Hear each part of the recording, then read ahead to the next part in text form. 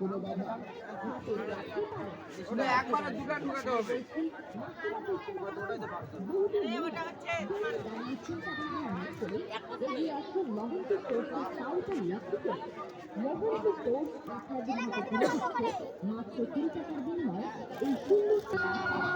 হাতের কাছেই পাবেন, ন্যায্য দামে পাবেন।